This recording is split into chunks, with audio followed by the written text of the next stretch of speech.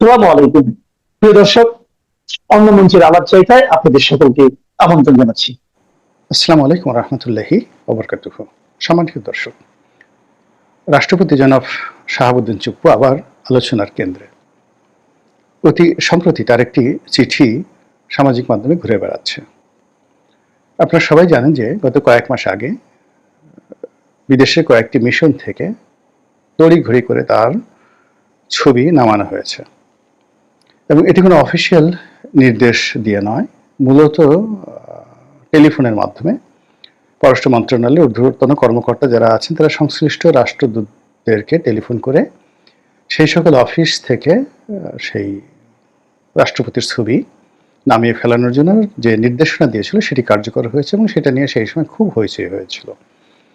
ঘটনার নেপথ্যে কী ছিল আমরা সেটা বলতে পারিনি, তবে যতটুকু আমরা জানতে পেরেছি যে ডক্টর মোহাম্মদ ইউনূস যখন মালয়েশিয়াতে গেলেন, তো মালয়েশিয়াতে গিয়ে তিনি যখন বাংলাদেশ দূতাবাস ভ্রমণ করলেন, সেখানে গিয়ে তিনি রাষ্ট্রপতির ছবি দেখে অভিমান করেছেন, কষ্ট পেয়েছেন, বিরক্তি প্রকাশ করেছেন, হোয়াট এভার মেবি। তার প্রেক্ষিতে ওখানে একটা অপ্রীতিকর ঘটনা ঘটে। এর বাইরে অন্য কোনো একটি দূতাবাসে গিয়ে রেজওয়ানা হাসান, মাননীয় উপদেষ্টা, তিনি গিয়েও রাষ্ট্রপতির ছবি দেখে সেখানে বিরূপ মন্তব্য করেছেন, এবং এই ঘটনার পর অনেকটা বিদ্যুতের গতিতে রাষ্ট্রপতির ছবি নেমে যায়। আমাদের দেশের সাধারণ একটা কাস্টম, মানে প্রথা হলো যে যে সরকার ক্ষমতায় থাকে সেই সরকারের রাষ্ট্রপতি এবং প্রধানমন্ত্রী তাদের দুজনের ছবি সাধারণত সরকারি অফিস আদালতগুলোতে ঝুলানো থাকে। তো সেইভাবে চলে আসছে, এবং এটি কোনো আইনি বাধ্যকতা না থাকলেও এটি একটা ট্র্যাডিশন, এবং এই ট্র্যাডিশন বা ঐতিহ্য এটি কোনো কোনো দেশে সাংবিধানিক আইনের চেয়ে শক্তিশালী, যেমন ইংল্যান্ডে। তো এভাবে বাংলাদেশে চলে আসছিল, এবং আমরা কখনো এটি নিয়ে কখনো বিরূপ অবস্থার মধ্যে পড়িনি, এবং এটি নিয়ে কখনো সমালোচনা করিনি। অন্যদিকে বঙ্গবন্ধুর যে ছবি, এটি টানিয়ে রাখা এবং এই ছবিকে সম্মান প্রদর্শন করা, এটা আমাদের সংবিধানের আইন দ্বারা বিধিবদ্ধ। এটা করতেই হবে, এবং এটি না করলে সংবিধান অবমাননা, রাষ্ট্রদ্রোহ থেকে শুরু করে সর্বোচ্চ যে সকল শাস্তি রয়েছে আমাদের সিভিল প্রসিডিওর কোডে বা ক্রিমিনাল প্রসিডিওর কোডে, সিআরপিসিতে, সেটি ব্যক্তির ক্ষেত্রে প্রযোজ্য হবে। এখন বাংলাদেশে এই জুলাই আগস্ট বিপ্লবের পরে অনেক কিছুই হচ্ছে যেটার সঙ্গে আপনি সংবিধান মিলাতে পারবেন না, যেটার সঙ্গে আপনি কাস্টম বা প্রথা মিলাতে পারবেন না, ইতিহাস, ঐতিহ্য, সাহিত্য, সংস্কৃতি মিলাতে পারবেন। আপনি যা ইচ্ছে তাই করতে পারবেন। যেখানে ইচ্ছা সেখানে আপনি মলমূত্র ত্যাগ করতে পারবেন, যেখানে ইচ্ছা সেখানে আপনি আবর্জনা ফেলতে পারবেন। আপনার নাম দেখা গেল ডাস্টবিনের সাথে যুক্ত হয়ে গেল, আপনাকে সবাই ডাস্টবিন ড্যাশ বলল। আপনি আবার কাউকে বললেন যে অমুক, মানে যে কোনো লোকের নামের সাথে আপনি তালিবর সহায়কার শাহ, কি যেন একটা যে টিনের ছেলে কাউয়া, এরকমভাবে একটা গালি দিয়ে দিতে পারেন। বা আপনি যে কোনো লোকের দুর্বল স্থান দিয়ে আপনি আপনার যে কোনো জিনিস ঢুকিয়ে দিতে পারেন। 1 2 3 4 এরকম বলে আপনি যাকে ইচ্ছা তাকে, সে তারেক রহমান সাহেব হোক বা অন্য তার সে ক্ষমতাধর লোক হোক, বুড়া হোক 80 বছর, 86 বছর, 90 বছর, ডাজ নট ম্যাটার। আপনার যাকে পছন্দ আপনি সঙ্গে সঙ্গে ষাঁড়ের মতো, ষাঁড় দেখেন না, মানে সেই মোটর সাইকেলের উপরে উঠে তার বিশেষ অঙ্গটি বের করে দিয়ে মোটর সাইকেলের সাথে সঙ্গম করার জন্য সে উঠে যায়। সে দেখা গেল যে আরও মানে অদ্ভুত অদ্ভুত তেলের ড্রামের উপরে সে তার যৌন যে অভিলাষ, যৌন অভিলাষ, তেলের ড্রাম, কেরোসিন তেলের ড্রাম, তারপর শেষে ভ্যান গাড়ি, মানে যা ইচ্ছা তাই সবকিছু। মানে ষাঁড় যা করে, গরু যা করে, বা পাঠা সাধারণত এতটা খাস করে না, পাঠারও একটা লেভেল আছে, কিন্তু গরু, ষাঁড় গরু এর কোনো ধর্ম না, এ যা ইচ্ছে তাই করতে পারে যে কোনো জায়গাতে। তো এখন এরকম বাংলাদেশের পরিবেশ এমন অবস্থা হয়ে গেছে, আপনার রাস্তায় হঠাৎ করে দেখলেন 90 বছরের একটা বুড়া মানুষ, আপনি 1 2 3 4 বলে হুম করে বা হালুম করে আপনি তার উপর ঝাঁপিয়ে পড়তে পারেন। এটা কেউ আপনাকে কিছু বলবে না, কোনো পুলিশ আপনাকে অ্যারেস্ট করবে না, আপনার বিরুদ্ধে কোনো মামলা হবে না। বা আপনি যে কোনো একটা বয়স্ক মানুষ, সেটা পুরুষ হোক, নারী হোক, 80 বছর হোক, 40 বছর হোক, 20 বছর হোক, আপনি ইচ্ছামতো তার সামনে দাঁড়িয়ে, তার বাসার সামনে দাঁড়িয়ে, তারপর আপনি লম্ফঝম্প করে টিনের ছেলে কাউয়া, তারপর শেষে আপনি তাকে সেটা বলে গালি দিতে পারেন। আপনি যদি বেশি রাগ করেন, আপনার বিশেষ অঙ্গটিও তাকে দেখাই দিতে পারেন। এই যে একটা অবস্থা চলছে বাংলাদেশে, সেই অবস্থার প্রেক্ষিতে কারো ছবি নামানো, রাষ্ট্রপতির ছবি নামানো, বঙ্গবন্ধুর ছবি নামানো, বঙ্গবন্ধুর মূর্তি ভাঙা, শাহাবুদ্দিন চুপ্পুর সেই যে বঙ্গভবন তার সামনে গিয়ে তাকে গালাগাল দেওয়া, দুই সাইডে ঢিল মারা, এগুলো এখন বাংলাদেশে কোনো সমস্যা নয়। ফলে যখন তার ছবি নামিয়ে ফেলা হলো, আমরা সবাই নিশ্চুপ রইলাম, উনিও নিশ্চুপ রইলেন। এরই মধ্যে তিনি যে কাজটি করেছেন সেটা হলো আমাদের পররাষ্ট্র উপদেষ্টা যিনি আছেন তাকে একটা সুদীর্ঘ চিঠি লিখেছেন। সেই চিঠিটি ইতিমধ্যে সামাজিক মাধ্যমে প্রচারিত হয়ে গেছে। তো সেই চিঠিতে তিনি তাকে প্রিয় সহকর্মী সম্বোধন করে অনেক আবেগের কথা বলেছেন, অনেক মানবিকতার কথা বলেছেন, তার জীবনের সফলতা, ব্যর্থতা, আশা, আকাঙ্ক্ষা সবকিছু বলেছেন এবং তার যে ছবি নামিয়ে ফেলা হয়েছে এই ছবি নামানো নিয়ে তিনি অভিমানের আতিশয্যে, ক্রোধের যে বহিঃপ্রকাশ করেছেন। এই সময়টাতে হঠাৎ করে তিনি এই কাজটি কেন করলেন, এটা নিয়ে হলো আজকের আলোচনা। হঠাৎ করে এই অক্টোবর মাসে কেন তাকে এই কাজটি করতে হবে? তিনি অবশ্য সেপ্টেম্বর মাসে কাজ করেছেন, কিন্তু এটা প্রকাশিত হয়ে যাচ্ছে, আমরা যে আলাপ আলোচনা করতেছি অক্টোবর মাসে। এবং অক্টোবর মাসকে আমাদের দেশে অনেকে ব্ল্যাক অক্টোবর বলার চেষ্টা করছে এবং সবাই এখানে বিশেষ করে বিভিন্ন গোয়েন্দা সংস্থা, তারপরে দেশি বিদেশি যারা বিশ্লেষক, তারা সবাই আশঙ্কা করছেন যে এই অক্টোবর মাসে নানা অঘটন ঘটতে পারে। এবং গত বছর 2024 সনের অক্টোবরটা মোটামুটি ভালো গেছে, কিন্তু 23 সনের অক্টোবরটা কিন্তু ভালো যায়নি, খুবই খারাপ একটা অবস্থা গেছে আমাদের এই বাংলাদেশে। আর ধারাবাহিকভাবে যদি গত 50 বছরে অক্টোবর মাস ধরেন তাহলে এই মাসটি ঘটনাবহুল। তো এই ঘটনাবহুল একটি মাসে হঠাৎ করে সেই পুরনো একটা ধামাচাপা পড়া, ছাইচাপা পড়া একটা বিষয়, সেটা সামনে কেন আনা হলো, এটা হলো আজকের আলোচনার বিষয়বস্তু। এখানে আমি যেটা বলতে চাই সেটা হলো জনাব শাহাবুদ্দিন চুপ্পু, তিনি কর্মজীবনে একজন ডিস্ট্রিক্ট জাজ ছিলেন। তো জেলা জজ হওয়া চারটিখানি একটা বিষয় না, এবং তিনি যে সময়টাতে, এখন হয়তো জুডিশিয়ারিতে প্রচুর নিয়োগ হচ্ছে, অনেক জেলা জজ আছে, কিন্তু আমরা যখন ছোট ছিলাম তখন আসলে একটা জেলা শহরে জজ সাহেবের যে মর্যাদা, ওটা 100টা ডিসিএসপিকে সমান করলেও হয় না। মানুষজনের মধ্যে তাদের একটা শ্রদ্ধাবোধ ছিল। জজ সাহেবের বাড়ির সামনে দিয়ে যারাই যাতায়াত করতেন খুব সম্মান এবং মর্যাদা নিয়ে যাতায়াত করতেন, ওইভাবে তাকাতেন। কোনো জজ ঘুষ নিয়েছে, দুর্নীতি করেছে, অন্যায় করেছে, অপচয় করেছে, এটা আমরা আসলে কোনোদিন শুনিনি, অন্তত পক্ষে 2001 সন পর্যন্ত তো শুনিনি। পরবর্তীতে কিছু কথাবার্তা আসছে পলিটিক্যাল কারণে।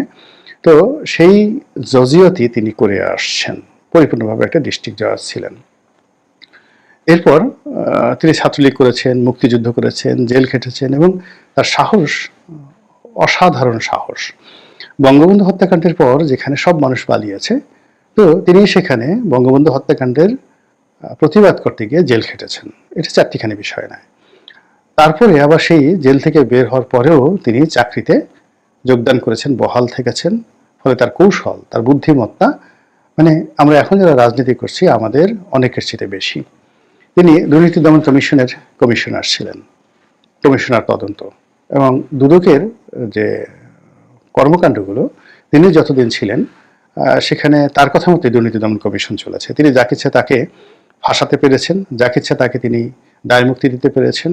এবং ওখানে যিনি সভাপতি ছিলেন, গোলাম রহমান সাহেব ছিলেন, সাবেক একেবারে ঝানু আমলা। তো তার মতো মানুষও শাহাবুদ্দিন চুপ্পুর সঙ্গে কৌশলে পেরে ওঠেনি। এর কারণে তার একটা রাজনৈতিক কানেক্টিভিটি ছিল, এবং আমি যেটা দেখেছি যে তার রুম সবসময় জমজমাট থাকতো। তার পাবলিক রিলেশন অসাধারণ, মানুষের সাথে মিষ্টি ব্যবহার করা, মানুষের সাথে সম্পর্ক রক্ষা করা, মানুষকে উপকার করা, রেসপন্ড করা, কাউকে ক্ষতি করা, এমনকি হোয়াট এভার মেবি, এই জায়গাতে তার যে পারঙ্গমতা এটা অসাধারণ। তারপরে সেখান থেকে গিয়ে তিনি ইসলামী ব্যাংকের পরিচালক হলেন, এস আলমের সঙ্গে তার সম্পর্ক হলো।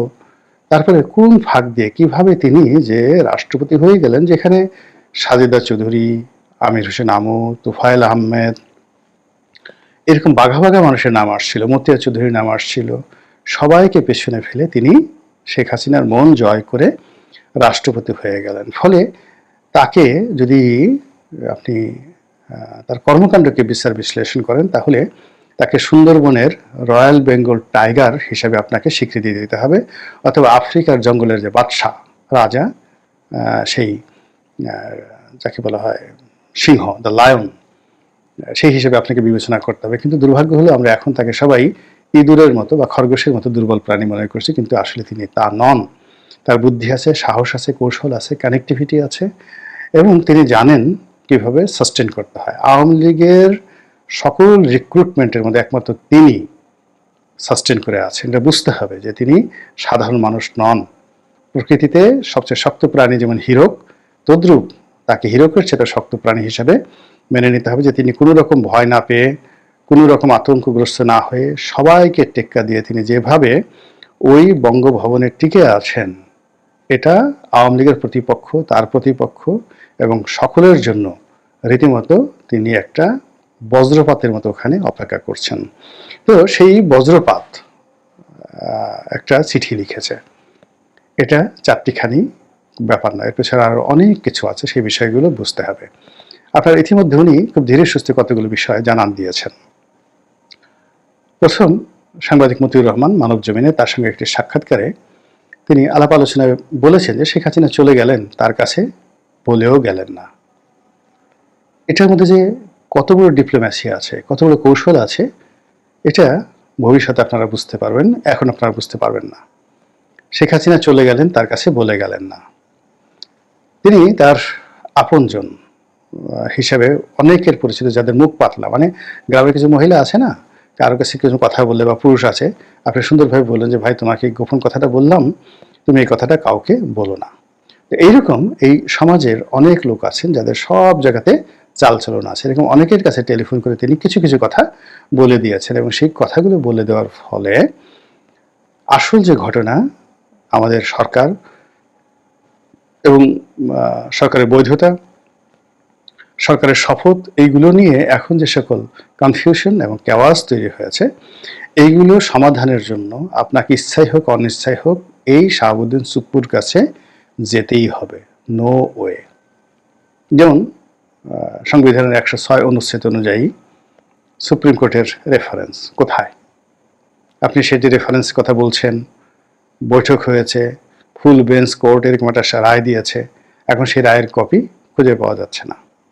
তাহলে এই কাজটি যারা করিয়েছে, এই বুদ্ধি যারা দিয়েছে, আর বুদ্ধি দেওয়ার পরে এই বুদ্ধির পাল্লায় পড়ে যারা রাতারাতি কাজ করে ফেলেছে, কাজ করার পরে দেখা গেল হায় হায় আমি খেয়ে ফেলেছি, সবকিছু করে ফেলেছি, এখন তো আমার পকেটে টাকা নাই। এখন সেই রায়ের কপি কোথায় আছে, কি অবস্থায় আছে, সুপ্রিম কোর্টের কাছে যদি উনি জানতে চান, উনি যদি একটা চিঠি লিখেন যে সেই রায়ের কপিটা দরকার, রাষ্ট্রপতির দপ্তর থেকে উনি লিখতেই পারেন যে 106 অনুচ্ছেদ অনুযায়ী সুপ্রিম কোর্টের যে রেফারেন্সটি, সেই রেফারেন্সটি নথি রাষ্ট্রপতির দপ্তরে উপস্থাপন করা হোক। এই কথাটা উনি লিখতে পারেন। কি হবে আপনি বোঝার ব্যাপার চেষ্টা করুন। দ্বিতীয়ত, উনি ক্যাবিনেট ডিভিশনে লিখতে পারেন যে শেখ হাসিনার যে পদত্যাগপত্র আমি ফাইলের মধ্যে পাচ্ছি না, এই পদত্যাগপত্র দিন। বর্তমান যিনি ক্যাবিনেট সচিব আছেন তার হার্ট অ্যাটাক শুরু হয়ে যাবে, রীতিমতো হার্ট অ্যাটাক শুরু হয়ে যাবে। এর কারণ হলো এই যে উপদেষ্টা পরিষদের যে বৈঠক, মিটিং, শপথ, এগুলো তো সব ক্যাবিনেট ডিভিশন থেকে করা হয়। এখন যিনি ক্যাবিনেট সচিব আছেন তিনি ওই সময়টাতে ছিলেন যাকে বলা হয় শিক্ষা সচিব, কিন্তু দায়িত্ব তো তার। এমনি তিনি নরম সরম মানুষ, ভদ্রলোক মানুষ। এখন যদি এই জিনিসটা বলা হয় শেখ হাসিনার পদত্যাগপত্রটা আমি চাই, তার সঙ্গে সঙ্গে তিনি যদি এই যে তার ছবি নামানোর বিষয়ে পত্রিকার যে কাটিং থেকে শুরু করে যা কিছু হয়েছে, এবং তার এই চিঠিটি যেটি তিনি পররাষ্ট্র উপদেষ্টাকে দিয়েছেন, এই বিষয়টা নিয়ে সুপ্রিম কোর্টের একটা রেফারেন্স চান, মতামত চান, যে আমার এই ছবিটা নামিয়ে ফেলা হলো, এই ছবি ওখানে থাকার কি জন্য সেটা ছিল, আর কি জন্য সেটা নামিয়ে ফেলা হলো, এটার যে আইনগত ব্যাখ্যাটা কি, এই ব্যাপারে উনি যদি একটা সুপ্রিম কোর্টের রেফারেন্স চান, তাহলে তো টোটাল 3টা রেফারেন্স হলো। শেখ হাসিনার পদত্যাগপত্র কোথায়, আর সংবিধানের যে 106 অনুচ্ছেদ অনুযায়ী যে এই সরকার শপথ গ্রহণ করলো, সেই 6 অনুচ্ছেদের যে সিদ্ধান্ত, রায়টি সুপ্রিম কোর্টে কত তারিখে হয়েছিল, কোথায় আছে, কি অবস্থা আছে, রেকর্ড কি, এবং তখন বিচারপতি কারা ছিলেন, কোথায় ছিলেন, এই বৈঠকটি কোথায় বসে হয়েছে, ভার্চুয়ালি হয়েছে না ফিজিক্যালি হয়েছে, কয় তারিখে হয়েছে, কি হয়েছে, এই সমস্ত বিষয় রাষ্ট্রপতি চাইতেই পারেন, তিনি সুপ্রিম কমান্ডার।